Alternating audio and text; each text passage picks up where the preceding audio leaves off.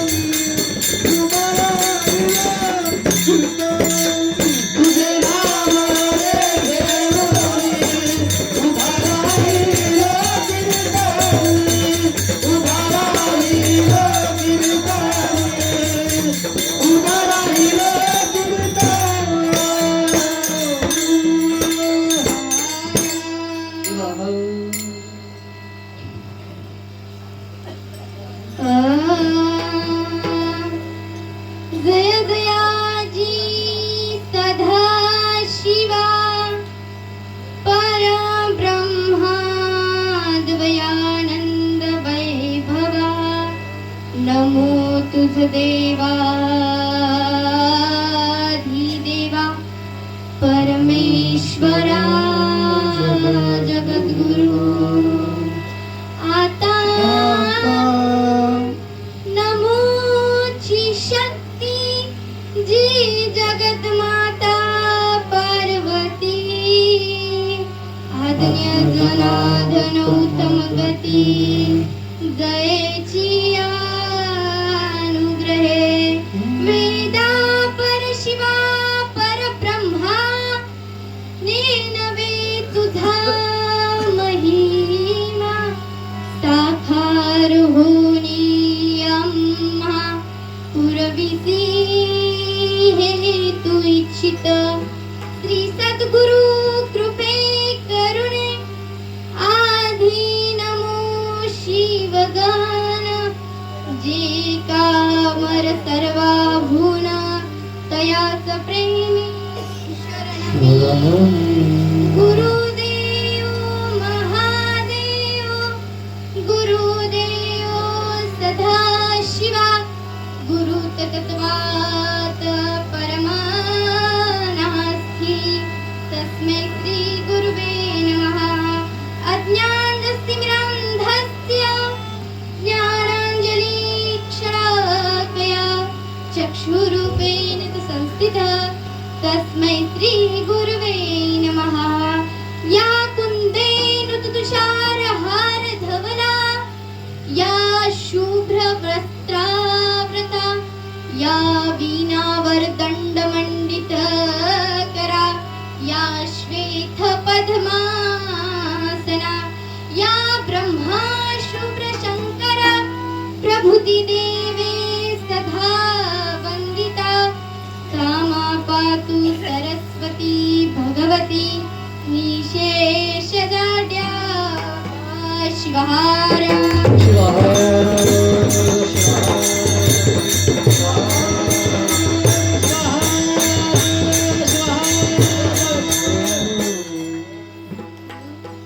श्री क्षेत्र भगवान शिवाच्या पावन भूमीमध्ये चालत असलेला हा अखंड शिवराम सप्ताह मोजे चिंचोली अखंडितपणे चालत असलेला हा शिवनाम सप्ताह आजचा हा कितवा वर्ष आहे 33वा का? आणि आजच्या या 33व्या वर्षातील आजचा पहिला दिवस आणि आजच्या या पहिल्या दिवसाची कीर्तनाची सेवा तुम्ही माझ्याकडे दिला त्याबद्दल मी तुमचे आभारी आहे. प्रथमतः अनंत कोटी ब्रह्मांड नायक आणि शीतोंश भगवान शिवाच्या मंगलमय चरणी कोटी कोटी प्रणाम करते आणि शिवाच्या पंचमुखापासून उत्पन्न झालेले पंचाचार्य दिग्गणांना साष्टांग दंडवत करते. आणि 12व्या शतकामध्ये बसवण्णांनी शरणशरणीय विचार लिंगायत धर्माची आचार संहिता असून पुण्या रानावनात राहून कंदमुळे भक्षण करताना झालं नाही की अनुष्ठानातून तयार झाले योग्य यागातून तयार झाले नाही की डोंगरदारीच्या कपारीत राहून अगर जप तप करून तापातून तयार. मग ती शरणशरणीय विचार लिंगायत धर्माची आचार संहिता असून ती वचन रूपाने अशी महात्मा बसवेश्वर क्रांतिकारक महात्मा बसवेश्वर महाराजांच्या चरणी आणि त्यानंतर 16व्या शतकामध्ये तुमची आमची श्रद्धास्थान संत शिरोमणी मन्मथ माऊली. 16व्या शतकामध्ये माऊलींनी पंढरपूरच्या वाळवंटात कीर्तन केले असताना सब संतो का राजा संत शिरोमणी ही पदवी कोणी दिली म्हणलं तर पंढरपूरच्या वाळवंटातील वारकरी संतांनी दिली. म्हणून अशा श्री संत शिरोमणी मन्मथ माऊली कपिलधार यांच्या पावन समाधीस मी साष्टांग दंडवत करते. व त्यानंतर 20व्या शतकामध्ये तुमचे आमचे प्रेरणास्थान राष्ट्रसंत सद्गुरु शिवलिंग शिवाचार्य महाराजांनी आपल्या भक्तांना कल्पतरूप्रमाणे जे जे हवे ते ते दिले. योग याग भजन पुत्र जे जे हवे ते ते दिले आणि सदाचार्याचे उपदेश केले. आणि पदयात्रा महापदयात्रा आणि परमरहस्य पारायण सोहळा अनेक कार्यक्रम महाराजांनी आंध्र महाराष्ट्र कर्नाटक या तिन्ही प्रांतामध्ये माऊलींनी शिवनामाचा प्रचार व प्रसार केले. अहो तुम्हाला लिंग काय आहे हे माहित होतं का हो? भस्म कशी लावतात हे माहित होतं का हो? तुमच्या आमच्यासाठी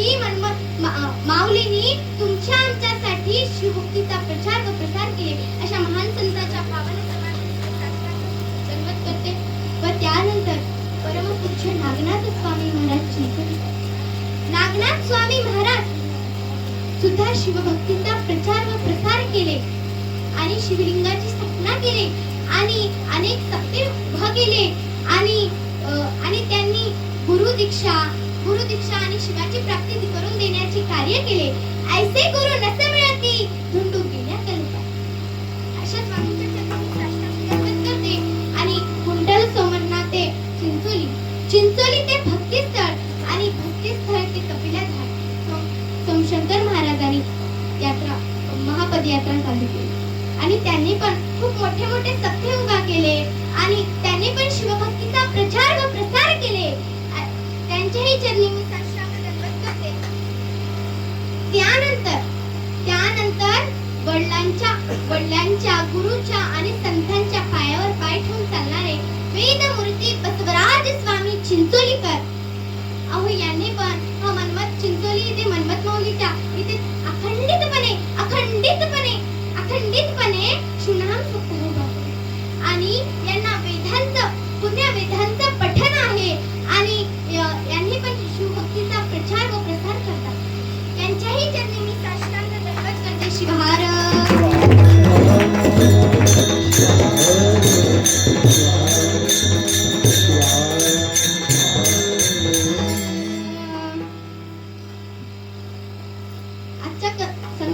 आजच्या कीर्तनरूपी सेवेसाठी उपस्थित संत संघ सेवेसाठी उपस्थित माहेश्वर मूर्ती आणि शिवकीर्तनकार यांच्याही चरणी मी साष्टांग दंडवत करते आणि आजच्या या पहिल्या दिवसातील मला भरभरून साथ देण्यासाठी तुम्ही ते गायक वादक आणि जे बाहेरगावातून आलेले भजनी मंडळ उपस्थित आहात तुमच्याही चरणी साष्टांग दंडवत करते. उत्कृष्ट असे वादक शिवाय राष्ट्रीय भूषण पुरस्कार प्राप्त झालेले लोकेश पाटील हे माझे मामा आहेत. मी यांच्याही चरणी साष्टांग दंडवत करते आणि यांनी पण मला कीर्तनासाठी खूप साथ देतात म्हणून यांच्याही चरणी मी साष्टांग दंडवत करते. आणि उत्कृष्ट असे गायक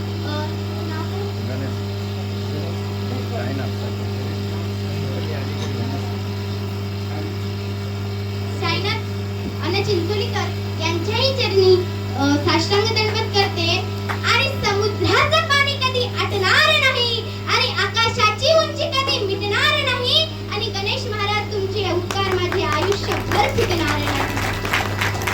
अहो गणेश मामा म्हणजे काय आहे तुम्हाला माहिती का? परीस लोखंडाते भेटे तेसे सोनपन्न उठे.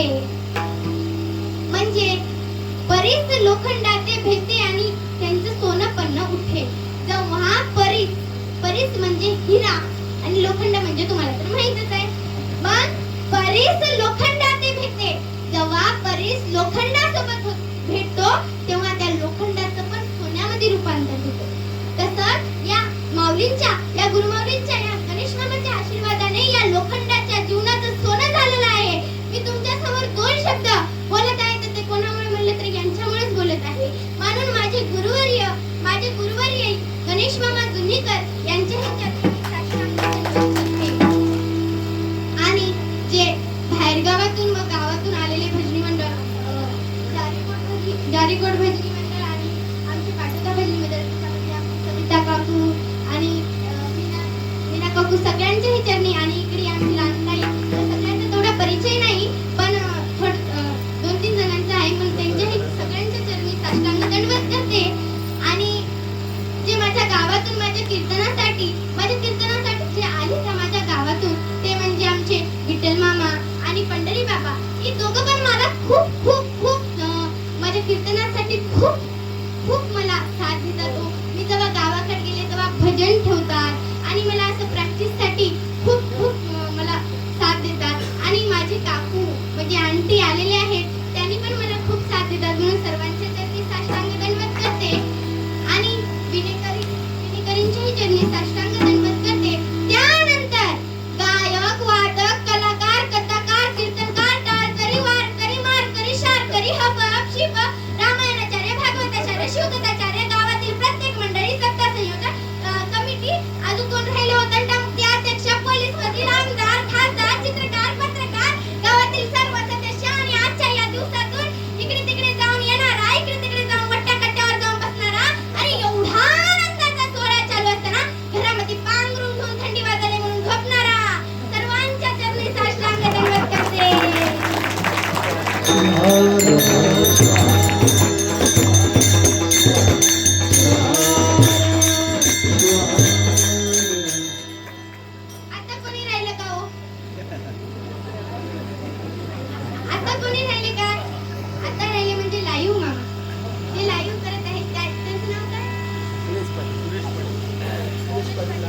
सुरेश पाटील यांच्याही चरणी मी साष्टांग दंडवत करते. अजून एक जण राहिले म्हणून कोण बरं? साऊंड सिस्टम वाले नाही का? तरी पण साऊंड खूप सुंदर आहे बरं. त्यांच्याही चरणी मी साष्टांग दंडवत करते. आणि मी एक तुम्हाला उखाणा सांगतो. एवढा भारी पण आहे बघा. सगळेजण लक्ष देऊन ऐकला. खूप छान होईल. ऐका सगळेजण लक्ष देऊन. येत होती जात होती खिडकी वाटप हात होती. खिडकीला 3 तार पान खाते करा करा घाम येते जरा जरा. तिकडून आला व्यापारी त्याने दिली सुपारी.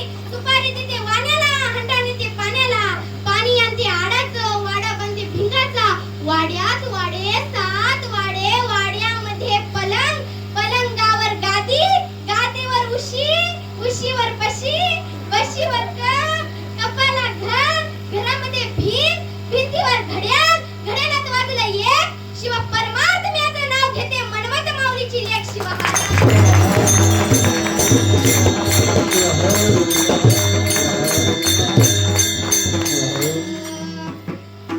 कीर्तनरूपी सेवेसाठी निवडलेला अभंग हा संत श्रेष्ठ महादेव प्रभू यांचा आहे आणि उत्कृष्ट असा अभंग 4 चरणांचा आहे. महादेव प्रभू त्यांच्या मुखातून बरेच काही अभंग उत्पन्न केले हो. आणि आज मी कीर्तनरूपी सेवेसाठी निवडलेला अभंग पण त्यांचाच आहे शिवहार.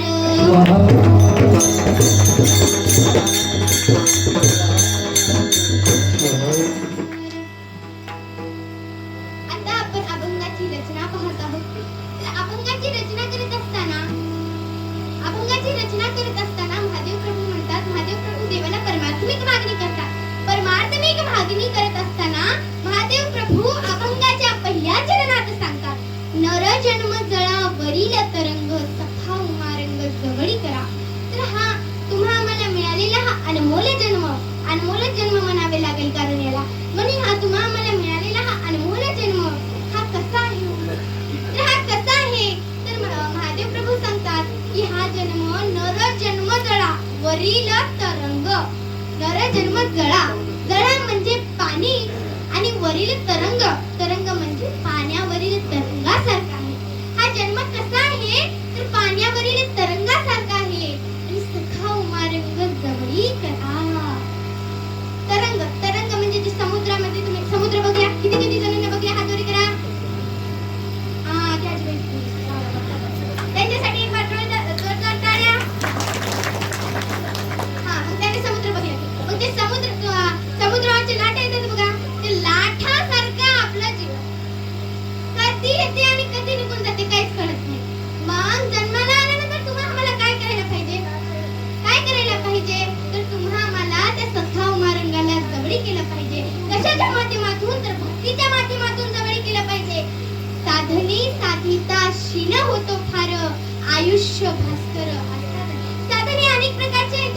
जप हवन चिंतन अनेक प्रकारचे आहेत. पण हे साधने करत असताना तुम्हाला आम्हाला आळस येतो. आळस येतो आणि आळस आल्यामुळे हा सूर्य मावळून जातो. आपण म्हणता उद्या करेल परवा करेल पण हा सूर्य मावळून जातो. साधने साधिता शीन होतो फार आयुष्य भास्कर आस्था गाय. मग तिसऱ्या चरणात महादेव प्रभू सांगतात रोग अहरनाथ घ्यावे रसायन गेल्यावरी प्राण काय लाभ. म्हणजे रोगाचं जेव्हा आपल्या रोगाचं निवारण करण्यासाठी आपल्याला रसायन घ्यावे लागते औषध घ्यावे लागते तर रोग जेव्हा आहे तेव्हाच रसायन घेतलं पाहिजे. आणि महादेव प्रभू अभंगाच्या 4थ्या चरणात सांगतात महादेव म्हणे जीव अशाश्वत शिव तू शाश्वत ओळखावा. तर महादेव प्रभू सांगतात हा जीव कसा आहे तर हा जीव अशाश्वत आहे. या जीवाचा भरोसा नाही. कधी येईल आणि कधी जाईल काय भरोसा नाही. पण शिव कसा आहे तर शिव शाश्वत आहे. म्हणून महादेव प्रभू आपल्या या जन्म कसा आहे त्याच्यावरील 2 गोष्टी सांगत आहेत शिवहार.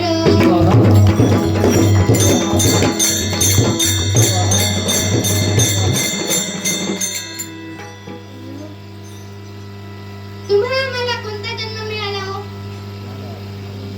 तुम्हा आम्हाला कोणता जन्म मिळाला तर मनुष्य जन्म मिळाला पण कळाला का? बरं कोणाला कळाला तरी असेल. कळाला तर हा मनुष्य जन्म कसा आहे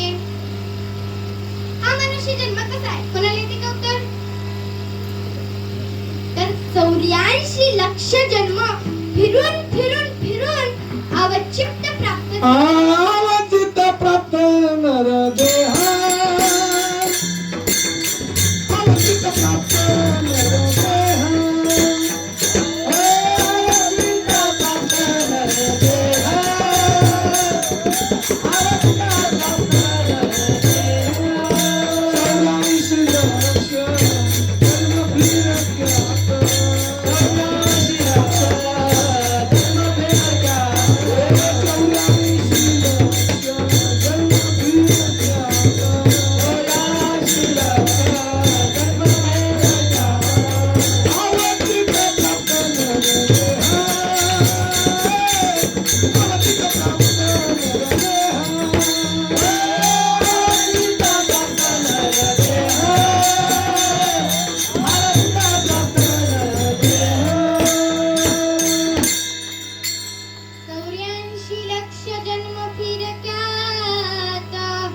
अवचित प्राप्त नरदेह. तर 84 लक्ष जन्म फिरून फिरून हा नरदेह आपल्याला प्राप्त झालेला आहे. पण मनुष्य हा, लक्ष द्या बरं, मी पुन्हा प्रश्न विचारला की म्हणू नका मग हा मनुष्य हा सर्व काळ बुद्धीचा वापर करतो का? मनुष्य हा सर्व काळ म्हणजे काय काय ते वर्ष दिवस महिने सर्व काळ बुद्धीचा वापर करतो असं नाही. पण मला प्रश्न असा पडला की मनुष्य हा सर्व काळ तर बुद्धीचा वापर करत नाही, मग करतो तर नेमकं कधी करतो सांगू का तुम्हाला?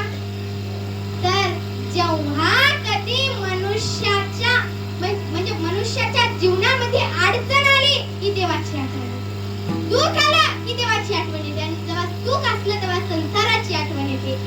आणि जेव्हा सुख असते तेव्हा पैसा सगळं असते, जेव्हा सुखी असते सगळं संसार तेव्हा माझी बायको माझा नवरा म्हणता, आणि जेव्हा काही दुःख असलं की हे देवा म्हणून मंदिरात जाता. हे बरोबर आहे का हो? मग आज मनुष्य हा सर्व काळ बुद्धीचा वापर करतो का? अहो आम्ही तर सर्व काळ काय, आम्ही तर 1-2 तास बी करत नाही बाबा. पण मनुष्य हा सर्व काळ बुद्धीचा वापर करत नाही. एके ठिकाणी संत सांगतात, मी नाही सांगत, संत सांगतात, मनुष्य या शब्दाचा अर्थ काय आहे? तर मनुष्य या शब्दाचा अर्थ मादुष्य. मादुष्य म्हणजे काय बाबा? आता नवीच भानगड आली की आता मादुष्य म्हणजे काय? मादुष्य या शब्दाचा अर्थ असा आहे की दूषित होऊ नको, निर्दोष. आता निर्दोष कसे राहायचे? निर्दोष कसे राहायचे? निर्दोष राहा म्हणून तर सांगल्या, पण निर्दोष कसे राहायचे? निर्दोष या शब्दाचा अर्थ असा आहे की त्याच्यावर कोणता दोषच नको. कोणता दोषच नको. एकदम संत सज्जनासारखे राहायचे, संत संगतीमध्ये राहायचे, महापदयात्रा करायचं, तर आपण निर्दोष राहू शकाल. महापदयात्रा केल्याने आपले पाप मिटतात, म्हणून आपल्याला महापदयात्रा केली पाहिजे. अहो निर्दोष राहण्यासाठी आपले जे इंद्रिय आपले जे कोणते इंद्रिय आहेत, तोंड कान नाक डोळे, जे इंद्रिय आहेत आपल्याला तोंडाने चांगलं दुसऱ्याशी संवाद करताना चांगले शब्द वापरले पाहिजे, आणि डोळ्याने आपल्याला चांगलं पाहिलं पाहिजे, आणि कानाने चांगलं ऐकलं पाहिजे, आणि पायाने चांगलं चाललं पाहिजे. तर आपण निर्दोष राहू शकाल. तुम्ही म्हणशाल आम्ही पायाने कसं चांगलं केलं, आम्ही तर जसं आहे तसंच चालता की. पायाने चोरी केलं पाहिजे का? मग पायाने चोरी नाही केली पाहिजे, पायाने महापदयात्रा केली पाहिजे, तर आपण निर्दोष राहू शकाल. आणि आपल्या अंगावर लिंग धारण केलं पाहिजे, तर आपण निर्दोष राहू शकाल. आणि आजकाल लिंग जास्त जण धारण करत नाहीत बरं का. सगळ्यांनी लिंग धारणच केलं पाहिजे, ते आपली संस्कृती आहे, तर सगळ्यांनी लिंग धारण केलं पाहिजे. तुम्ही आम्ही या महापदयात्रेत जातो कधी जातो, कोणत्या तरी वर्षी कोणीतरी जात असेल, पण कोणी जाते. पण या तुम्ही सांगा, या कलियुगामध्ये कशाला महत्व दिले? योग, याग, जप, तप, प्राणायामादी याला महत्व दिले का? कदाच नाही, याला महत्व दिले नाही. तर या कलियुगामध्ये नामाला महत्व दिले आहे. कोणत्या नामाला महत्व दिले? कोणत्या नामाला महत्व दिले? पिक्चरच्या हिरोईनच्या की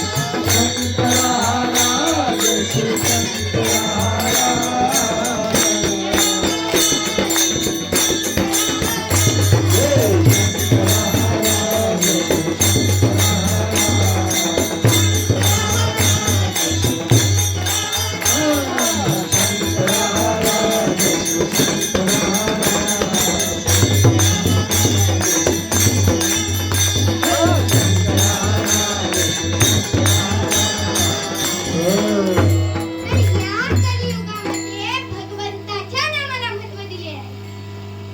तर आपल्याला भगवंताचं नामस्मरण केलं पाहिजे. बरं तुम्ही सांगा, आता तुमची बारी सांगायची. तुम्ही सांगा, तुम्ही आम्ही देवाची पूजा करता की कोणी इथे पूजा? सगळेच करता ना? हा, सगळे पूजा करतात. हा, मग तुम्ही आम्ही देवाची पूजा करता, उपवास धरता, महापदयात्रेला जाता आणि जो श्रावण महिना येते तेव्हा 4-5 वाजता उठून महादेवाला बेल वाहता. तुम्ही आम्ही तर देवासाठी एवढे कार्य करता की हो? एवढे कार्य करता देवासाठी, मग आपलं चुकतं तर नेमकं कुठं? सांगा बरं, आपलं नेमकं तर चुकतं तरी कुठं? चुकतं तरी कुठं चुकते आपलं?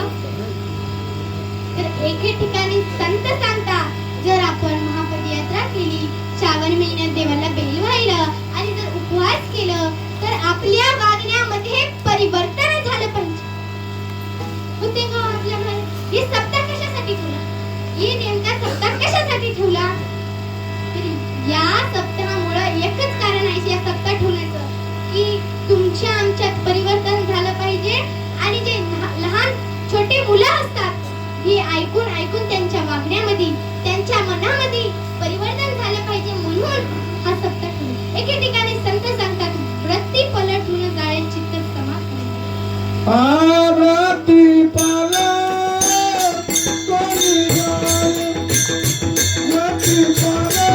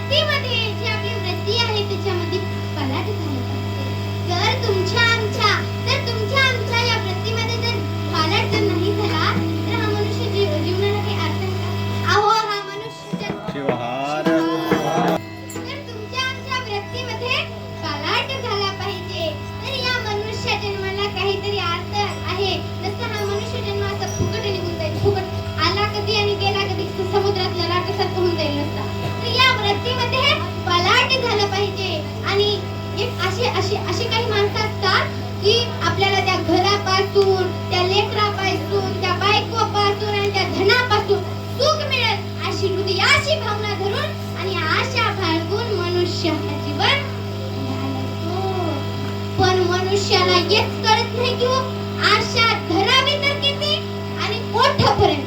अहो काय माणसं तर म्हातारे होतात, मरायास टेकतात, पण त्यांची काही आशा सुटतच नाही. अजून शेतातच जातात, शेतातच जातात अजून पण. त्यांची काही आशा सुटत नाही. बाई नातीचं लग्न करावं लागते, पैसे पाहिजे ता, कोणी शेतातच जातात. आशा काही सुटतच नाही बाबा. काय करू, किती म्हातारे हो पण आशा काही सुटतच नाही. बरं तुम्ही सांगा, हा मनुष्य जन्म कसा आहे हो? हा मनुष्य जन्म कसा आहे? तर अनमोल जन्म आहे. तर या जन्माला आल्यानंतर हा जन्म आपल्याला महत्भाग्याने प्राप्त होतो. महत्भाग्य म्हणजे खूप मोठं भाग्य पाहिजे, छोटं भाग्य पाहिजे. 84 लक्ष, 1 लक्ष नाही, 2 लक्ष नाही, 1000 नाही, 2000 नाही, 84 लक्ष जन्म फिरून आलेला हा जन्म आहे. तर मोठं भाग्य पाहिजे. आणि या जन्माला आल्यानंतर या या या देहाचा योग विनियोग झाला पाहिजे. योग विनियोग म्हणजे या जीवाचा आपल्याला, या मनुष्य जन्माचा आपल्याला सांभाळ करता आला. सांभाळ कुठं आपल्याला मनुष्य जन्म काय कामाला आलाय, आपण कायला आल्या मनुष्य जन्माला, त्याचा आपल्याला विचार केला पाहिजे.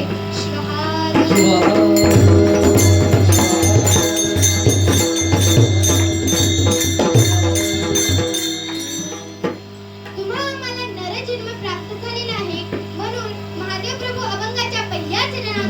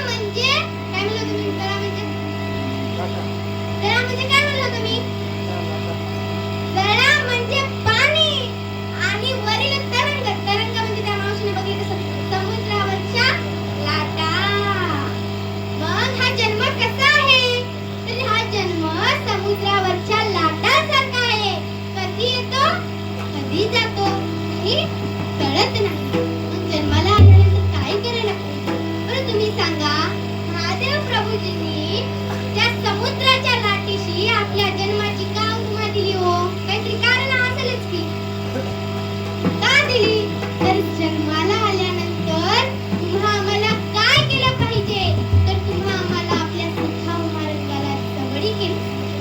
पण अर्ध्या इथल्या काही जणांना तर माहीतच नाही की आपला सखा उमारंग कोण आहे. तर आपला सखा उमारंग पार्वतीचा पती महादेव भोलेनाथ, तो तुमचा आमचा सखा आहे. तर महादेव प्रभू सांगतात त्या सख्या उमारंगाला जवळी केलं पाहिजे. शिवाहार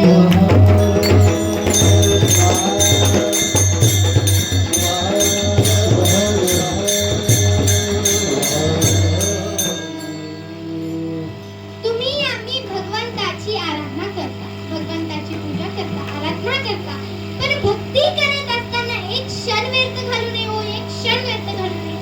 कोणतीही साधने करीत असताना सातत्य ही यशाची गुरुकी आहे. सातत्य ठेवून केला ना ते कार्य होणार म्हणजे होणार, पण सातत्य ठेवून करावे लागेल. तर सातत्य ही यशाची गुरुकी आहे. तर कोणतीही साधने करीत असताना आपल्याला सातत्य ठेवून केलं पाहिजे. भक्तीची साधने करीत असताना तुम्ही आम्ही ग्रंथ वाचतो, पूजा मांडतो, जी पूजा मांडतो, पण त्या पूजेचा या देहाचा उद्धार हेतू ठेवून करत नाही. तर केवळ सवय म्हणून एखादी क्रिया करणे यात अर्थ नाही, तर या देहाचा उद्धार हेतू ठेवून केले. म्हणजे केवळ सवय म्हणून तुम्ही इथे येऊन बसला त्याचा अर्थ आहे का? घरून कोणीतरी वाट लावलं, आई पप्पा कोणतरी वाट लावले म्हणून इथे येऊन बसले, याच्यात काय अर्थ आहे का? तर नाही. तर जे कीर्तनकार असतात ते सांगूनच जातात की कीर्तनामध्ये आल्यानंतर काहीतरी घेऊन गेलं पाहिजे. आणि एक माणूस होतो झाला आणि माझ्या कीर्तनामध्ये आला, मी म्हणलं कीर्तनामधून काहीतरी घेऊनच गेला पाहिजे बाबा. म्हणलं ठेवून गेलं पाहिजे म्हणजे ठेवूनच गेलं पाहिजे. तर त्याला कळालं काय घेऊन जाऊ बाबा, काय घेऊन जाऊ. आणि आपली जुनी झाली म्हणून दुसऱ्याची चप्पल उचलून नेला किंवा आता दुसरा आला माझ्याकडे, महाराज नाही तुम्ही काहीतरी घेऊन जा म्हणला आणि माझी चप्पलच नेलं किंवा असे काय. तुम्ही तसे दिसत नाही, तुम्ही तसे नाही, पण दुसरे असत. आणि एक मी असंच गेला आणि एक पुरुष होता आणि एक मुलगा होता.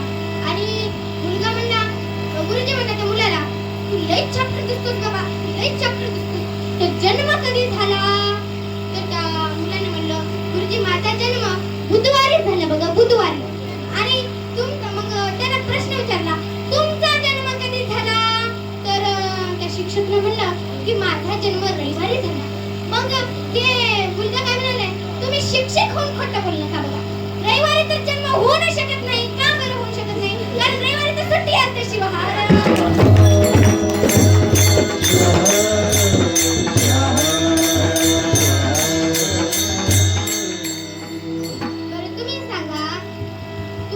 आपल्या बायकोचं ऐकून आपल्या आई वडिलांना त्रास देणे ही चांगली गोष्ट आहे का? चांगली गोष्ट आहे का?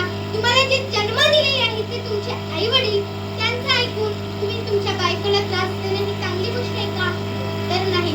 अहो तुम्हाला त्या बायकोला सांभाळायची जजमेंट माहित नाही, अक्कल नाही, तर त्या आई वडिलांना त्रास देता होय बायकोचं ऐकून? तसं करतात का? मग तुम्हाला एक बायको सांभाळायची अक्कल. तिथं कोणी 5 किलोमीटर गावाहून आले का? 5 किलोमीटर पंढरी बाबा आले.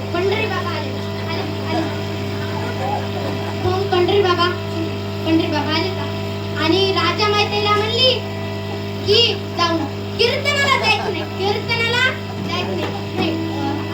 कीर्तन जावं लागते. मग म्हणली राजा माय म्हणली कीर्तनाला गेल्या तर गेल्या 12 वाजेस ना घरी हजर पाहिजे. 12 वाजेस ना घरी हजरच पाहिजे. आम्हाला माहित नाही काय म्हणून. मग आता बाबा आले कीर्तनाला का या नाही दुसऱ्या. मग कीर्तनाला आले असं आणि मी पण कीर्तनाचं मोठं सांगितलं असं तुमच्यासारखे ऐकू लागले. सगळ्यात असं ऐकू झोपायला निघे मग सगळे ऐकू लागले असं. मग ऐकत असं मोठं कीर्तन लावलं तर मी पण मग असं ऐकू लागले. मग कीर्तनाला झाले किंवा 12:30 आणि राजा माय म्हणली 12ला यायचं. कसं करावं बाबा? जायला वाचलं तरी एक वाचलं. आता राजा माय रुसून बसली. आता तिला कोण सांगा कीर्तन लांब केली.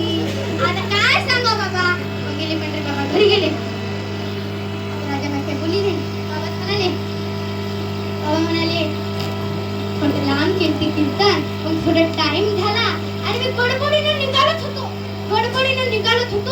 तिथं तुझी आई भेटली, तिथं तुझे बाबा भेटले, माय म्हणजे पप्पा आलते की. सुरू माहेर असं म्हणलं की नाही काय का सुरूच होता. माय म्हणजे पप्पा आलते की. मग पंढरी बाबा म्हणले, हा पंढरी बाबा म्हणले, हा तुझे पप्पा आलते. मग मी आणि तुझे बाबा बोलतच होत्या, मी आणि तुझे बाबा बोलत होत्या, तेवढ्यातच तुझी आई आली. माय आता बी आलती की. मला बी नेऊन हो काय हो, मी बी सगळ्याला भेटत होतो. आता गेले उशिरा कधी आल्या, बिशिरा कधी आल्या, गेले भेटत. आता क्या बाबा मला ते उशिरा.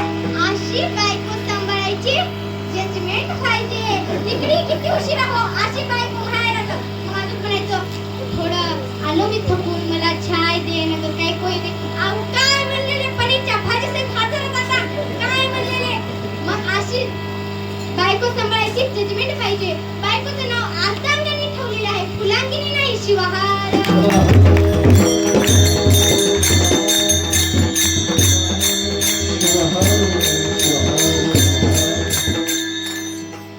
एकदा दक्षाने भगवान शंकराची उपेक्षा केल्यामुळे, उपेक्षा म्हणजे अपमान, तुम्हाला समजलं नसेल म्हणजे उपेक्षा म्हणजे अपमान. एकदा दक्षाने भगवान शंकराचा अपमान केल्यामुळे दक्षाचा यज्ञाचा विध्वंस झाला.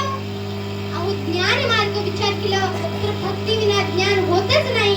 म्हणून महादेव प्रभू अभंगाच्या दुसऱ्या चरणात सांगा, आ साधने साधिता श्रीनाथ महाराज. साधने साधिता श्रीनाथ महाराज. साधने साधिता श्रीनाथ महाराज.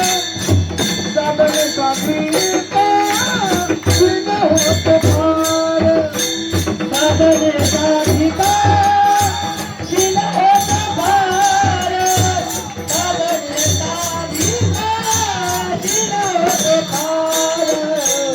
साधने साधिता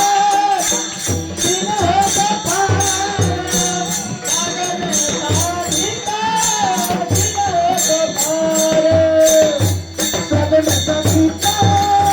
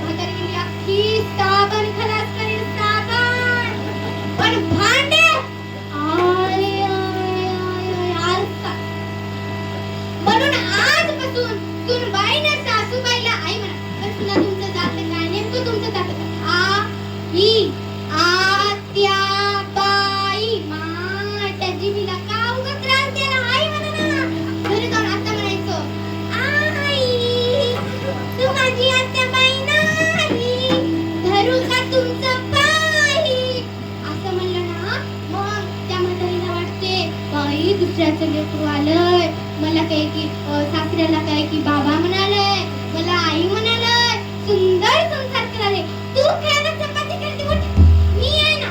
ओके, आपल्याला एवढंच पाहिजे तुला. तू बाई टीव्ही पुढं, सासूबाई चुली पुढं. आणि टीव्ही मध्ये मालिका लागली, तुझ्यात जीव रंगला. जीव कुठं रंगला? इकडे चपात्या करू करू, चपाती करू करू सासूबाई म्हणते लागी रहा झालं जी. बरी आहे का थोडी? आता असं होते बघा, गोड जर बोलले ना तुला तुमचं काम असं हे होते. आणि आम्हाला कीर्तन करायला ना दोन्ही असं बाजू बॅलन्स ठेवावं लागतं. इकडे सुनाला म्हणलं ना सुनाला राग येते, सासाला म्हणलं की सासाला राग येते. दोन्ही बाजू बॅलन्स ठेवले ना आम्ही दोघे खुश आहेत. शिवहार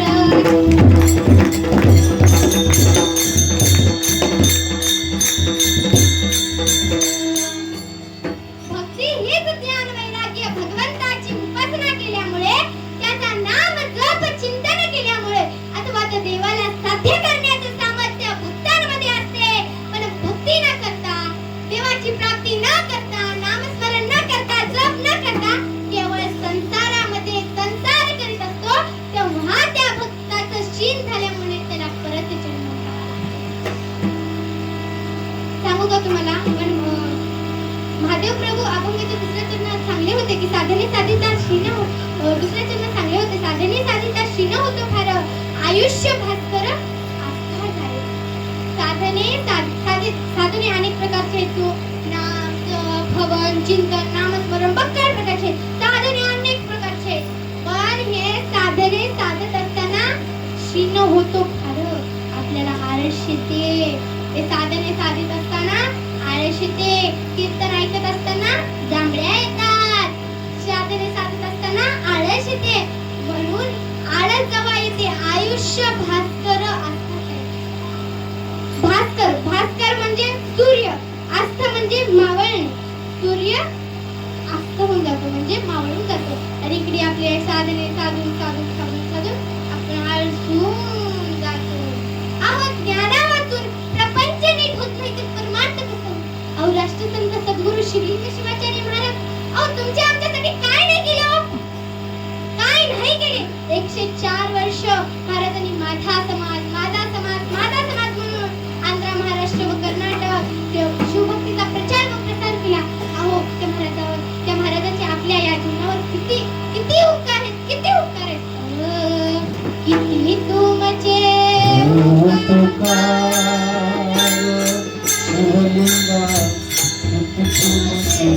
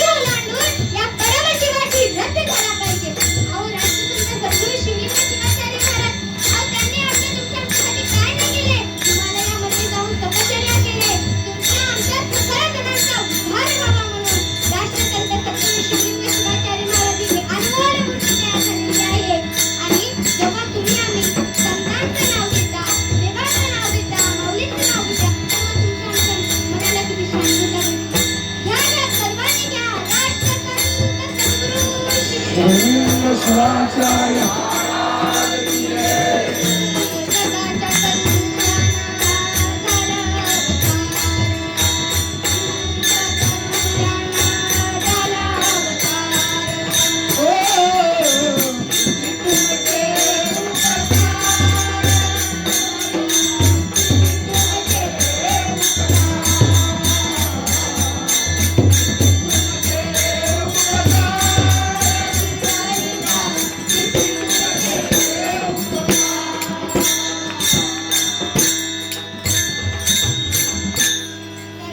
सर्वांनी सर्वांनी एक वेळेस त्या भगवंताचे नामस्मरण आपल्या मनातून भावातून करायचे आहे.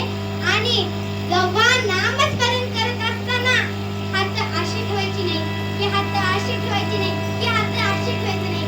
हे हाताचं हे आपल्या कानाला लागलं पाहिजे. मी सर्वांकडे बघणार आहे बरं का. कोणी तर आता खाली केला पहिला शंकर हा ते फक्त ट्रेलर होता, आता पिक्चर बाकी आहे. म्हणून आता जर कोणी जर हात खाली केला तर सगळ्यांनी हात वरी करून प्रेमाने प्रेमाने भजन करायचं बरं का. उगाच करा म्हणून करायचं नाही. सगळ्यांनी प्रेमाने भजन करायचंय. तुला म्हणा जय जय शंकर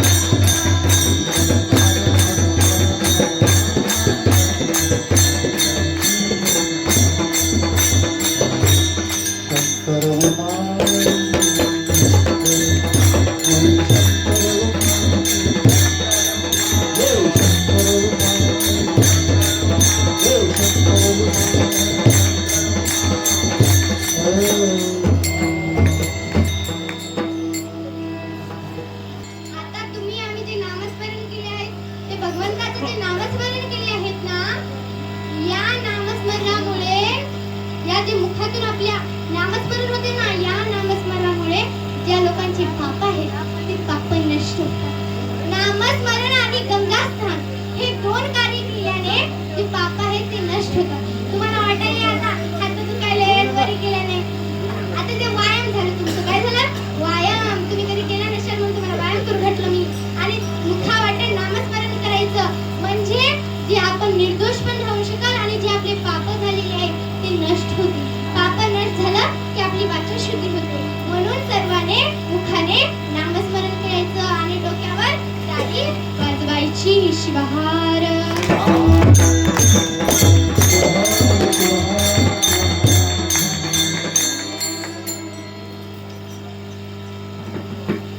बरं, तुम्ही मार्कंड्याचं दृष्टांत ऐकला का हो? मार्कंड्याचं दृष्टांत ऐकला, कोणी ऐकला असेल तर त्या मार्कंडाने आपल्या या त्याच्या मुखातून असं सातत्य ठेवून त्यानं नाम जप चिंतन केलं त्या देवाचं. म्हणून त्याचं ते 14 वर्षाचं आयुष्य 14 कल्प आयुष्य बनलं की. मग जर आपण जर सातत्य ठेवून जर एक कार्य केला तर आपल्याला पण त्याचं फळ नेमकंच भेटतं. सातत्य ठेवून आपल्याला एक कार्य केलंच पाहिजे. मार्कंड कसा केलं कार्य? अहो, मार्कंडच्या समोर यमराज आलते तर पिंडीतून शिव उत्पन्न होऊन मार्कंडाचा पिंडीला असा गच्च मिठी मारून बसला होता. त्याचे सातत्य, त्याची भक्ती पाहून यमराजाला शिवाने थांबवलं आणि माझा भक्त यावेळेस माझ्या तुझेमध्ये तलीन आहे तर तू माझ्या भक्तावर खात्या टाकतोस काय? म्हणून त्या यमराजला आपल्या महादेवाने स्वारी बनवली हो. आणि त्या मार्कंडाचं 14 वर्षाचं आयुष्य 14 कल्प आयुष्य का बनलं? तर त्यानं सातत्य ठेवून भगवंताची पूजा आराधना केला होता. म्हणून त्याचं 14 वर्षाचं आयुष्य 14 कल्प आयुष्य बनलं. शिवहार.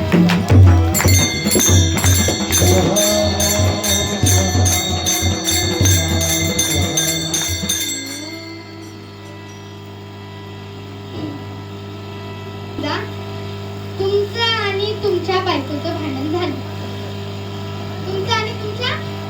भांडण झालं. तर त्यावेळेस तुम्ही काय करणार हो? मी तुम्हाला 2-3 मंत्र सांगते. त्या मंत्राचा तुम्ही वापर करा. तुमची बायको 5 मिनिटात चुप बसा. पहिला मंत्र ऐका. माझे मंत्र असे ठेके नसतात. माझे मंत्र असे पॉवरफुल असतात. तुम्ही एकच वेळेस ट्राय करून बघा. तुम्ही एकच वेळेस बघा. पहिला मंत्र काय?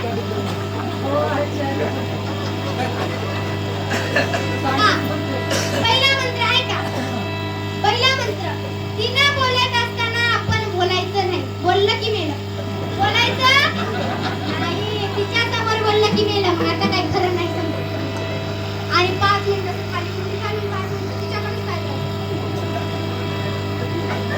असं खायचं. तिनं बंदच याला काही सांगून काही अर्थ नाही. कशाला तसंच हे म्हणते. म्हणून आपण बोलायचं नाही. आणि दुसरा मंत्र हसतच यायचं, हसतच जायचं. हसणं हे सगळ्यात मोठं कारण आहे बघा. हसतच यायचं आणि हसतच जायचं. मग तिने काय म्हणते, किती सांगू हसतच जायचं. मग हसतच यायचं, हसतच जायचं. मग तिसरा मंत्र तिने कसं मोठ्या आवाजात बोलायला आता मोठ्या की आपण टीव्हीचा आणि मोबाईलचा आवाज पण वाढवा. तुझी पावरच बंद होते बघा. असं पाहिजे बायकोला सांभाळण्याची अक्कल. असं केलं ना तुमचं रात्री भांडण झालं सकाळी त्याला सांगून काय फायदा नाही म्हणजे मग बायको तशाला तसंच आहे म्हणजे. आणि तुम्हाला माहित नाही ना म्हणजे मी किती ताकद असते तुम्हाला सांगतो. तो तालुक्यावर एक इन्स्पेक्टर होता. मोठा इन्स्पेक्टर होता तालुक्यावरचा. आणि त्याचं आडनाव होतं वाघ. काय नाव होतं? वाघ. आणि वाघ असेल कशी ड्युटी सगळा तालुका भेटत होता त्याला.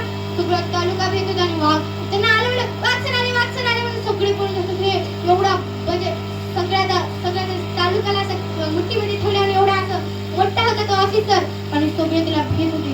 आणि एका जागी असं सगळे त्याचे मित्र मैत्रिणी असं ते सगळे घेतले क्लासमेट. आणि सगळ्यांचा चहा केले. चहा पिता सगळे गेले. आणि तुझा बेस्ट फ्रेंड म्हणजे सखा मित्र म्हणला तुला एक प्रश्न विचारू का? सखा मित्र हे म्हणून आता विचारावं लागते की हा विचारात काय तर सांग विचार मला तो. मग त्यानं विचारला तू सकाळी जात होता, ड्युटीतून घरी येत होता, मग आल्यानंतर तुला अख्खा तालुका भेटेल आणि तुझं आडनाव बी वाघ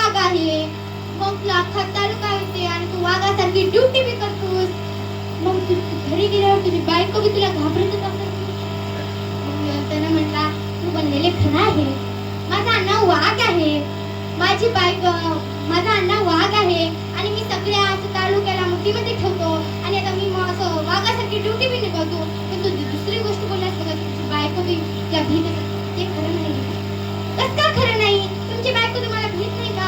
नाही, माझी बायको मला भीत नाही. का भीत नाही तुमची बायको तुम्हाला? अरे माझं आडनाव फक्त वाघ आहे, पण माझ्या बायकोचं आडनाव वाघमारी आहे, म्हणून माझी बायको मला भीतच नाही. नामामध्ये बघा किती ताकद, वाघ आणि वाघमारे. नामामध्ये पण ताकदच असते बघा, अशी बहार.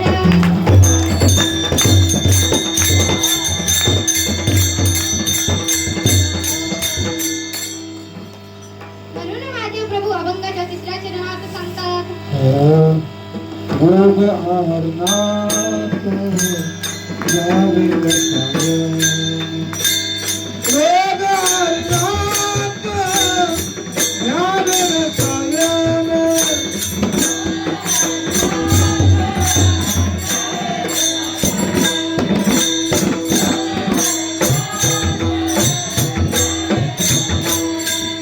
रसायन.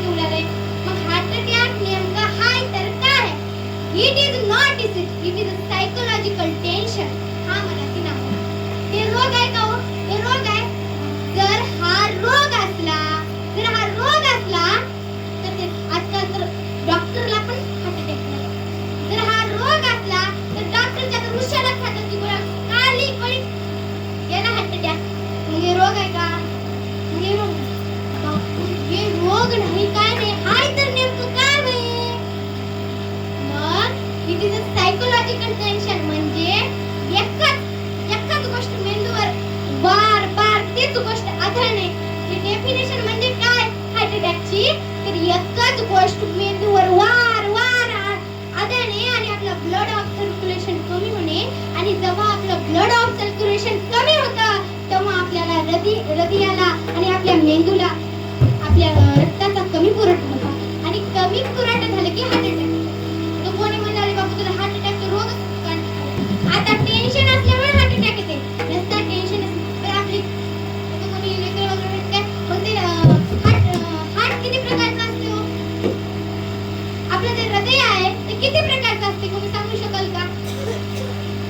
आपलं हृदय 4 प्रकारचे असतं.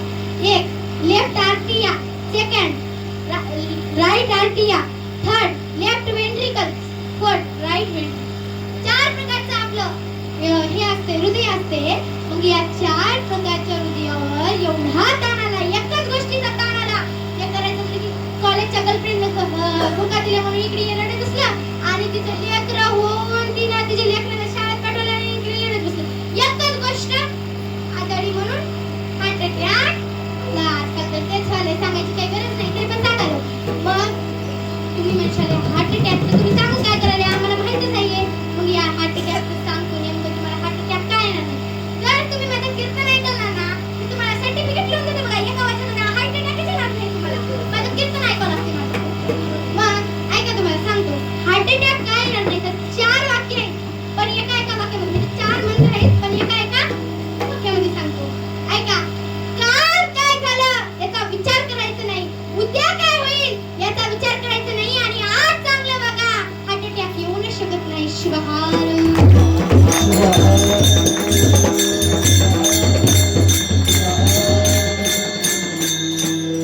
पुन्हा महादेवप्रभू अभंगाच्या तिसऱ्या चरणात सांगतात, रोगाहरणाचे घ्यावे रसायन, गेल्यावरी प्राण काय लाभ. मग आपल्याला रोगाच्या आहरणामध्येच आपल्याला रसायन घेतलं पाहिजे. मग गेल्यावर प्राण याचा काही लाभ होणार नाही का. आणि एका माणसाला कोणती बिमारी झाली आणि त्यानं होते गोळ्या औषधाने भेटलाच नाही आणि पुन्हा गोळ्या औषध टाकायला गेल्यावर मग त्याचा काही त्या गोळ्या औषधाचा काही वापर होणार नाही, उपयोग होणार नाही गेल्या जीवनामध्ये. तर रोगाच्या निवारणामध्ये जेव्हा आपल्याला रोग आहे तेव्हाच त्या रोगाचं निवारण घेतलं पाहिजे. त्याचप्रमाणे हा जीव आहे, या जीव आहे तोपर्यंतच आपल्याला भक्ती केली पाहिजे, परमार्थाकडे गेलं पाहिजे. जीव आहे तोपर्यंत, जीव गेल्यावर जाता येते का? जाता येत नाही. रोग आहरणातच घ्यावे रसायन, गेल्यावरी प्राण काय लाभ. माऊलीने दृष्टांत दिला की संसारात देहाच्या आरोग्याकरिता रसायन घ्यावे लागते आणि परमात्म्यात आत्म्याच्या आरोग्याकरिता रसायन घ्यावे लागते. रसायन सगळ्यांनाच घ्यावे लागते, जसं आपल्याला औषध गोळ्या घ्यावं लागते तसं सगळ्यांना रसायन घ्यावे लागते. आणि जर मी घेणार नाही म्हणलं तर प्राण निघून गेल्यानंतर काही लाभ होणार नाही. शिवाहार.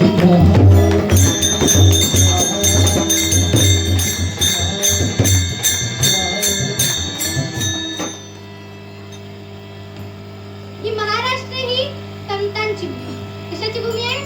संतांची भूमी आहे. आणि या संतांच्या भूमीमध्ये अनेक शूरवीर होऊन गेले आणि त्या शूरवीर म्हणजे आपले छत्रपती शिवाजी महाराज. अरे छत्रपती शिवाजी महाराज म्हणजे कोण होते? 36 हत्तींचे बळ असणारे, त्रिवार मुघलांना करणारे व परत न फिरणारे, तिन्ही जग जिंकणारे, शिस्तप्रिय व वाणीचे तेज, जे जिजाऊंचे पुत्र व महाराष्ट्राची शान, हा हार न मानणारे, राज्याचे हितचिंतक, जगाचा राजा असे आहे ते आमचे छत्रपती शिवाजी राजे. एकच राजा इथे जन्मला शिवनेरी किल्ल्यावर, एकच राजा इथे जन्मला शिवनेरी किल्ल्यावर. माझ्या देवाचं नाव काढतंय किल्ल्याच्या दगडावर, शिवाचं नाव काढतंय किल्ल्याच्या दगडावर.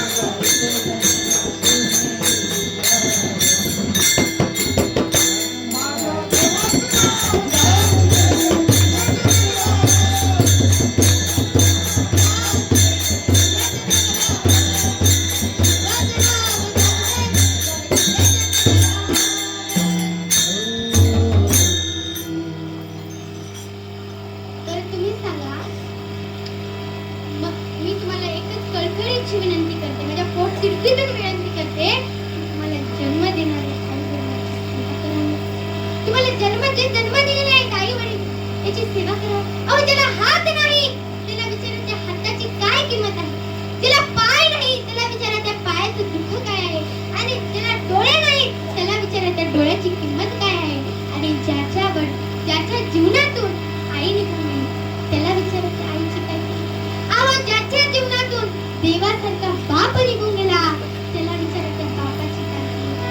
अहो जर एखाद्या घरी आई वडील गेले असतील आणि तो जर मुलगा त्याच्या घरी गेला असेल तर एक पाऊल घराच्या दरवाजात पडलं की त्या आई वडिलाची फोटो दिसलं की तिच्या डोळ्यातून टपकीन अश्रू टपकीन अश्रू तेव्हा तू देवाला काय म्हणतो, अरे देवा माझं काय चुकलं रे देवा, तू माझ्या आई वडिलाला एवढ्या संधी दिला, आमचं काय चुकलं.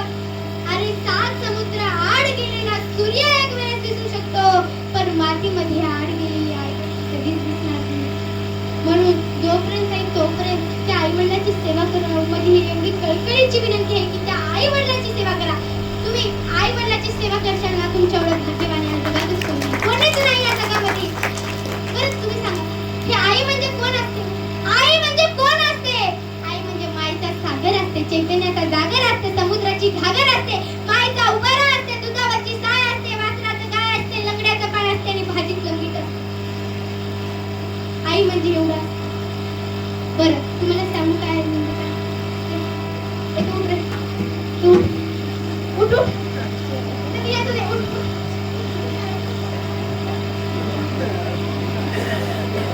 आईवडिलांच्या पाया पडतोस. खरं खरं सांग. 50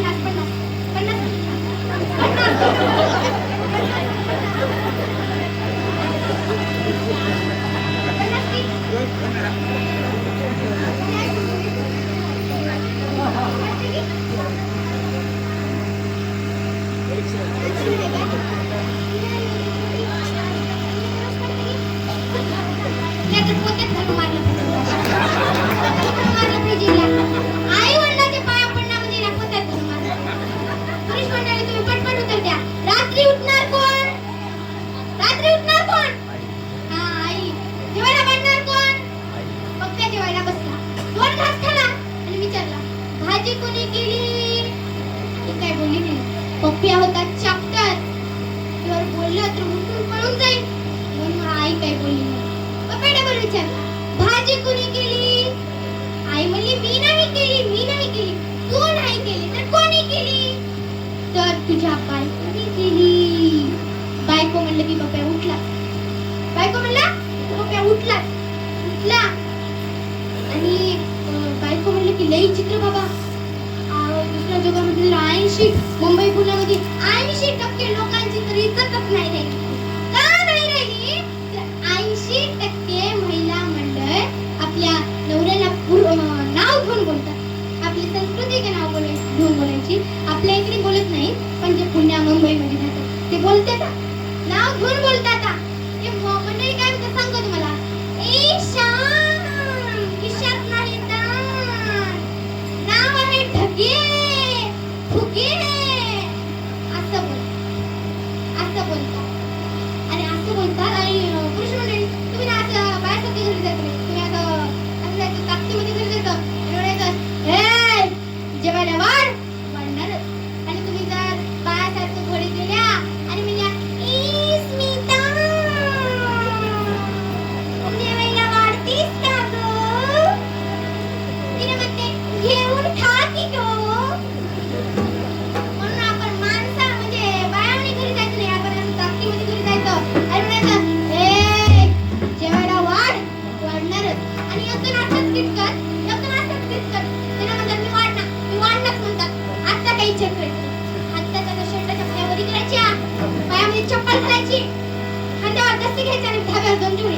तुमच्यामध्ये मारण्याची हिंमत नाही तिला.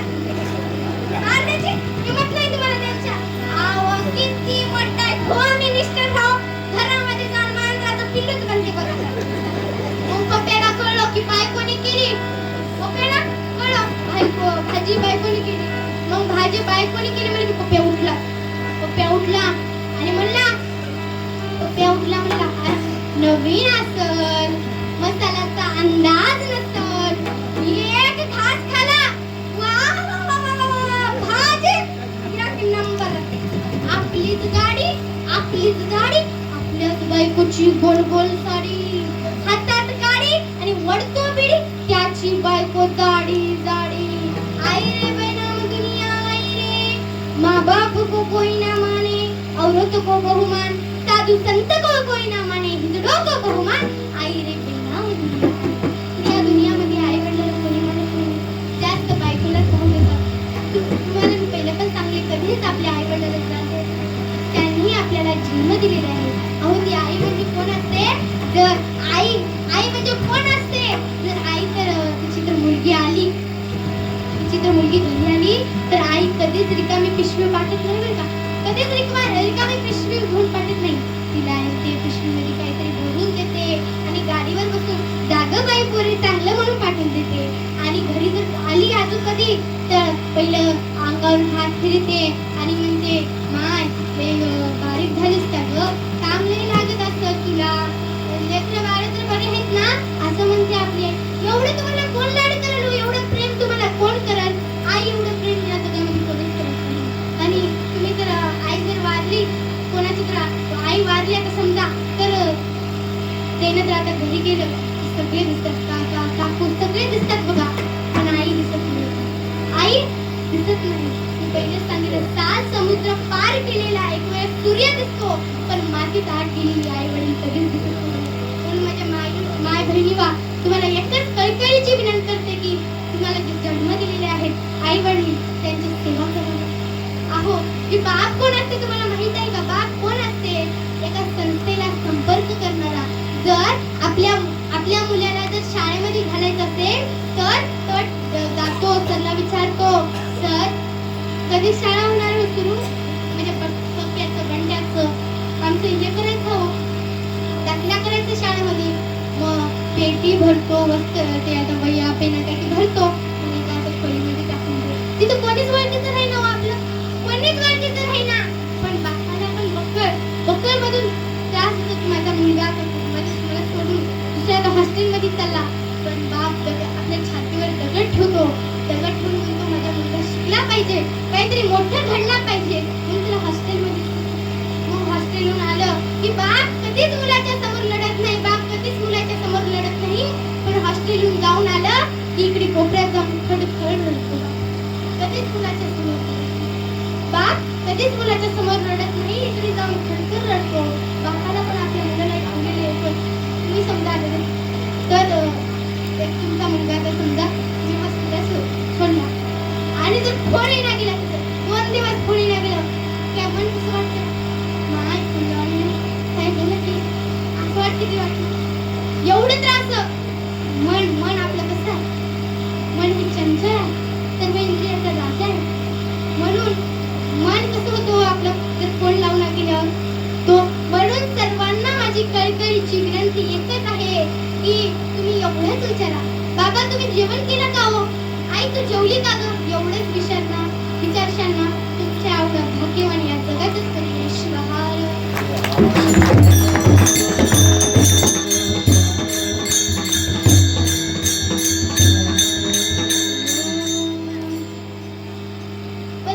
महाराष्ट्र ही संतांची भूमी आहे आणि या संतांच्या भूमीमध्ये अनेक शूरवीर होऊन गेले. आणि मी तुम्हाला शूर सैनिकाची एक हकीकत सांगते, घोष नाही आहे, हकीकत आहे. आणि एक असं छोटं गाव होतं आणि त्या गावामध्ये एक गरीब कुटुंब, एक गरीब कुटुंब राहत होतं. आणि त्या गरीब कुटुंबामध्ये 2 मुलं होती. 2 मुलं होते. आई वडिलांचा एकच विचार होता, एकच निर्धार होता की माझा मुलगा मोठा झाला पाहिजे आणि माझ्या मुलाचं काहीतरी माझं नाव कमीला पाहिजे, माझा मुलगा माझं नाव कमीला पाहिजे. एकच निर्धार होता त्यांच्या मनामध्ये. आणि त्यांनी करायचं, रात्रभर कष्ट करायचं, दिवस रात्र करायचे, पैसे जुटवायचं आणि त्याने मुलाच्या शिकवणीसाठी. आणि मुलं पण दोघंही हुशार होते. पहिल्याचं नाव होतं श्याम आणि दुसऱ्याचं होतं सचिन आणि श्याम. सचिन होता 4-5वीला आणि श्याम होता 1ली. पण एका दिवशी असंच त्यांचे गुरुजी म्हणजे त्यांचे जे शिक्षक आहेत त्यांनी हाजरी घेत असताना सगळे हाजरी घेतल्यानंतर मग त्यांच्या गुरुजींनी सांगितलं, तुम्हाला आता हे सांगायचं आहे की तुम्हाला मोठे झाल्यानंतर काय बनायचं, मोठे झाल्यानंतर काय बनायचं आहे. मग पहिल्या बेंचवरचा मुलगा उठला आणि म्हणला, सर मला मोठे झाल्यावर डॉक्टर बनायचं. दुसऱ्या बेंचवरचा उठला आणि त्यानं म्हणला, मला मोठे झाल्यावर इंजिनियर व्हायचं. तिसऱ्या बेंचवरचा उठला आणि म्हणला, मला मोठे झाल्यावर वकील व्हायचं. चौथ्यावरचा उठला त्याने म्हणला, मला शिक्षक व्हायचा. पण जो लास्ट बेंचवर बसलेला बाकावर सचिन होता त्याला उत्तर न उठले. मग तेव्हा सगळे मुलं त्याच्या तोंडाकडे बघत होते, मुखाकडे बघत होते की याचं उत्तर काय असेल. मग तेव्हा सचिनने सांगितलं की सर मला शिक्षक नाही बनायचं, मला डॉक्टर नाही बनायचं, मला वकील नाही बनायचं, मग मला देशाची सेवा करायची, मला सैनिक बनायचं. सगळे मुलं टाळ्या वाजवले, टाळ्याचा गडगडाट होता. गडगडाट 5 मिनिटं टाळ्याचा गडगडाट झाला आणि सगळ्याच्या डोळ्यातून अश्रू गळले. का अश्रू गळलं तर त्याला डॉक्टर व्हायचं नव्हतं, इंजिनियर व्हायचं नव्हतं, की ऑफिसर, पोलीस ऑफिसर काहीच व्हायचं नव्हतं. तर त्याला देशाची सेवा करण्यासाठी देशाच्यासाठी जान द्यायचं होतं. आणि त्याला जाता जाता म्हणला की सरला म्हणला की सर मला मोठा सैनिक व्हायचंय आणि माझ्या आई वडिलांचं मला मोठं नाव करायचं, मला माझ्या आई वडिलांच्या नावाची किंमत ठेवायचं म्हणला. त्यानं केला आणि पहिला मोठा झाला. मोठं झाल्यानंतर पहिल्या भरतीमध्ये तो भरती झाला. त्याच्या जीवात त्यानं साथीची ठेवण्याचा प्रयत्न केला म्हणून त्यानं पहिल्या भरतीमध्ये भरती झाला. मग भरती झाल्यानंतर मग सगळ्या गावाला कळलं, तालुक्याला कळलं, सगळ्याला कळलं बघा की भरती झाला म्हणून. भरती झाल्यानंतर मग तो भरती झाल्यानंतर आई एवढी खुश झाली, बाबा खुश झाले. बाबाला कुठून कळली ती गोष्ट? बाबाला म्हणलं तुझा मुलगा मोठा असा ऑफिसर झाला आहे. बाबा पेढे वाटलं आणि कोणी जर म्हणलं काय झालं रे, का पेढे वाटेल, बाबा छाती ठोकून सांगायचे की माझा मुलगा या गावातला पहिला ऑफिसर झाला. म्हणून बापाने हे केलं काय म्हणतात, भंडारा दिला, संपूर्ण गावाला भंडारा दिला. भंडारा दिल्यानंतर मग जेव्हा सचिन आपल्या बॉर्डरवर काम करायला जात होता, म्हणजे आपल्या देशाचे संरक्षण करण्यासाठी जात होता, तेव्हा सगळं गाव तुझ्या पाठीमागं. सचिन काय म्हणला, तुम्ही माझी टेन्शन घेऊ नका, माझी चिंता करू नका. आई तू माझी चिंता करू नको, मी आपल्या देशाला पण सुरक्षा देईल आणि तू माझी टेन्शन घेऊ नको आणि मी पण चांगलं राहील. म्हणून त्यानं आईला म्हणला आणि आई गेली. मग घरी गेली. मग आई 2-3 दिवसाला सचिनला फोन लावली. सचिन म्हणला, हा मला आता जायचं आहे मोठ्या बॉर्डरवर काम करायला. मी तुला पुन्हा बोलतो आहे म्हणला आणि गेला. आणि एक गोळी अशी आली बघा की सचिनच्या छातीमध्येच लागली. सचिनच्या छातीमध्ये लागता सचिन तिथेच कोसळला. तिथे कोसळल्यानंतर 2-3 सैनिक आले आणि त्याला उठून घेऊन गेले. मग उठून गेल्यानंतर सचिनचा वाटतं मग पहिली दुसरीला होतं, तिचं नाव काय होतं, श्यामचं नाव होतं श्याम. मग तो श्यामाला कळता त्यानं दुसऱ्या बॉर्डर होता, त्यांना पण सैनिक घालता. मग त्याला कळतात, त्यानं गावाची ट्रेन पकडून गावामध्ये आला आणि गाववाल्याला कशी बातमी कळाली की असं शाळेच्या पटांगणात सचिनची बॉडीला आणलं आणि सचिनच्या आईने सचिनच्या बॉडीला तोंडाला बघलाच की तिथंच बेहोश झाली. तिथंच बेहोश झाली आणि त्यांनी भांडण पोरं लढू लागले. सचिनचे आई वडील लढू लागले. सचिनचे आई वडील काय अख्खे गाव रडू लागला. अख्खा गाव काय अख्खा तालुका रडू लागला. अख्खा तालुका काय अख्खा महाराष्ट्र रडू लागला. मग त्यांनी तांडीपाडी पोरं येऊन समोर बोलू लागले आणि एक मुलगा जाता म्हणला की एक सचिन गेला तर काय, आपण सर्वजण होऊन या देशाची सेवा केली पाहिजे. एक सचिन गेला तर काय, या आपण सर्व होऊन त्या देशाची सेवा केली पाहिजे. 10 मिनिटं बोलला पण 5 मिनिटं लढलाच हो. म्हणून लास्टला जाता जाता त्याला म्हणला, भारत माता की वंदे मातरम, वंदे मातरम, वंदे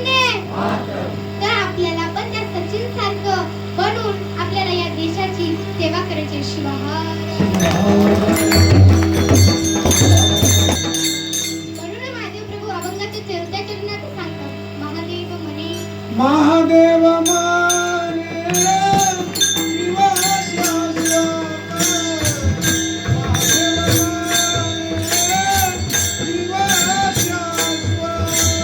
महादेव माने जीवा शाश्वत महादेव माने जीवा शाश्वत महादेव माने जीवा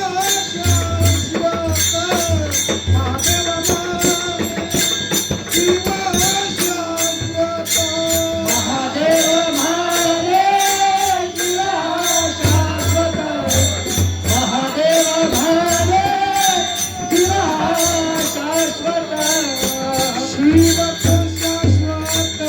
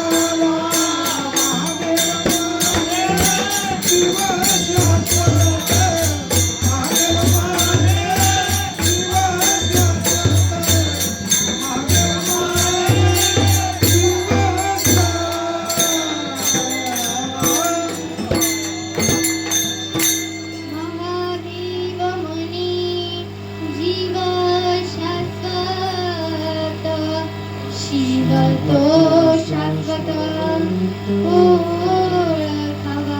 तर महादेव प्रभू म्हणतात, हा जीव कसा आहे? तर हा जीव अशाश्वत आहे. या देहाचा भरोसा नाही. हा जीव कधी येईल, कधी जाईल, काही सांगता येत नाही. आणि शिव कसा आहे? तर शिव शाश्वत आहे. म्हणून सगळ्यांनी नामस्मरण, चिंतन, जपन सगळं केलं पाहिजे. अहो, काही माणसं म्हणतात, आता वय आहे का नामस्मरण करायचं, ते म्हातारपणी करायचं असते. पण काय भरोसा आहे का हो या जीवाचा म्हातारपणापर्यंत झालं? तर तेव्हापासून नामस्मरण केलं पाहिजे. आणि माझा हा अभंग नामपर होता. आणि सर्वांनी नामजप करशाल की मला एक शाश्वती द्या. म्हणजे करशाल ना सगळे? नामस्मरण करशाल ना भगवंताचा? करशाल. पण माझा हा अभंग नामपर होता म्हणून सर्वांनी नामस्मरण करायचं बरं का. नामस्मरण करायचं, जप करायचं, म्हणून त्या भगवंताची प्राप्ती होते. आणि मला इथे कीर्तन रूपी सेवेसाठी गायकांनी खूप मदत केली. त्याबद्दल मी त्यांच्या पुन्हा एकदा आभारी आहे. आणि भायगाव नारायण मंडळ आणि पाटोदा आणि जारीकोट सर्वांनी येऊन मला खूप खूप खूप प्रेरणा दिली. त्याबद्दल मी तुमचे आभारी आहे. आणि माझे मायबाप, बंधू, बहिणी, तुमच्या हृदयात असलेल्या शिवज्योती परमात्म्यास माझा दंडवत करते. आणि माझं हे नवीन कीर्तन आहे म्हणून माझ्या बोलण्यातून काही चुकलं असलं तर मला क्षमा करा. ही माझी वाक्य पुष्प पूजा समर्पण हो श्री गुरुराजा. मनमत शिवलिंग